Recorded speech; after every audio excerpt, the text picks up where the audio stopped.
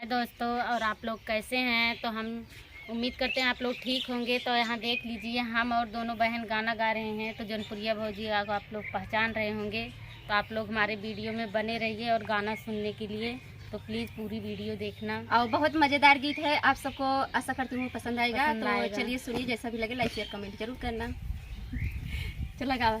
कौने बिली में हाथ डाली हो, पिया के ले गई मुसुटिया। कौने बिली में हाथ डाली हो, पिया के ले गई मुसुटिया।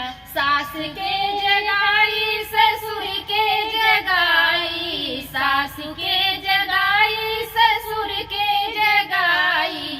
कैसी कही दिल के बतिया, पिया के ले गई मुसुटिया। कैसी कही दिल के बतिया, ओ पिया के ले गई मुसुटिया।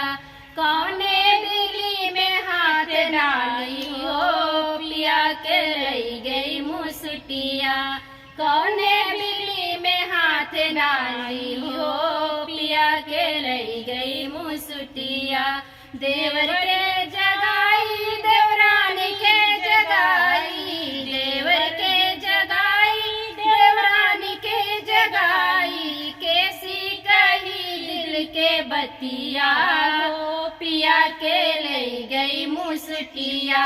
कैसी कही दिल के बतिया, ओ पिया के ले गई मुसुटिया। कौने बिली में हाथ डाली हो, पिया के ले गई मुसुटिया।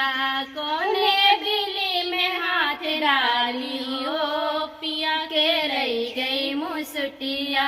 ननद के जगाई देवर के जगाई, ननद के जगाई देवर के जगाई। कैसी कही दिल के बतिया, ओ पिया के ले गई मुसुटिया। कैसी कही दिल के बतिया, हो पिया के ले गई मुसुटिया।